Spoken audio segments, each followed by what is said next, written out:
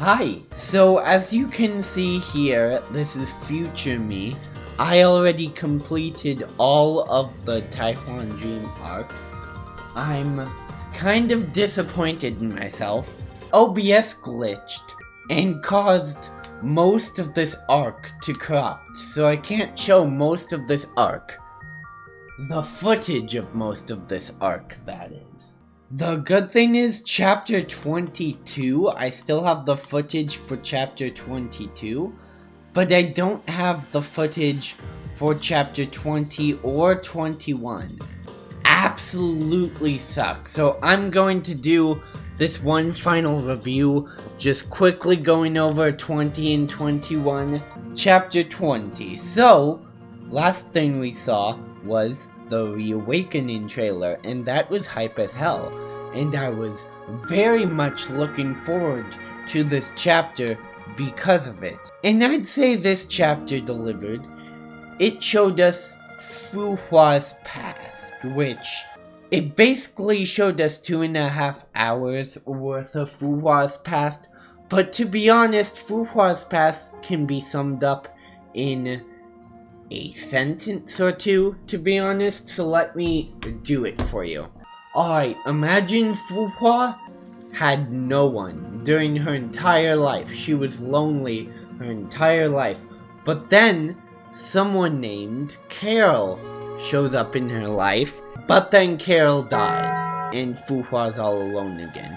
But then, she gets another group of people to take care of her. Then they die. Yeah, that's basically all her past. It's basically just everyone that cared about her died in some way or form. It's extremely black pill, extremely depressing. Especially the final scene where, hold on.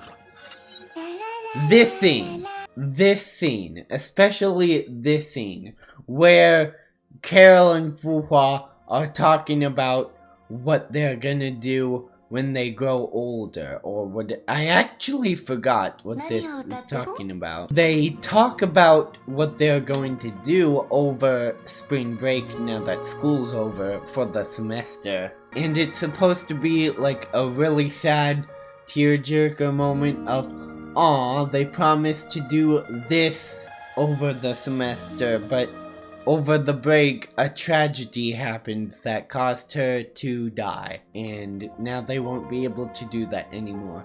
Oh, and on top of all that, Fu Hua's dad died. So, that's another thing. Alright, told you this review was going to go quick. Now we're on to chapter 21, which was probably the most boring chapter out of them all. Oh my gosh, the lore, it was so confusing. Since Fu Hua is a survivor of the previous era, she has a whole bunch of lore tied to her backstory, and it's all very, very confusing. She had to go into cryogenic sleep to wait until the current era gets here, because apparently by that point the previous era was already effed. I barely remember this chapter because it was so confusing and boring. One thing I do remember though is her conversation between herself and Feng Huang Down. Well, I say herself, but she's not actually Fu Hua anymore. She is the Herrscher of Sentience. And she's using Feng Huang Down to create a clone of herself to kind of like talk to herself a bit. And I can't remember for the life of me what they were talking about because, like I said, this chapter confused and bored me to no end. But I do remember that they talked about life in general and how life is so unfair and cruel. Now, the few things I did like about this chapter were actually these things.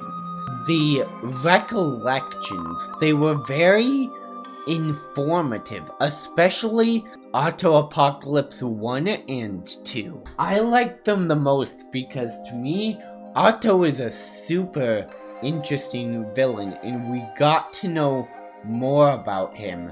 And we also got a first mention of Callan Kislana in this chapter, who apparently Otto wants to marry. We don't know much about Callan at this point, but it's important to note. You know, kind of like Dr. May's appearance in chapter 17 is important, Callan's appearance in this chapter is important as well. So that was a quick, summary / review of chapter 20 and 21. 20 was amazing, being all about Fuhua's past. 21 was boring, and honestly quite sluggish to get through. Honestly, it's still worth it, because chapter 22, holy shoot! Does this bring the arc home?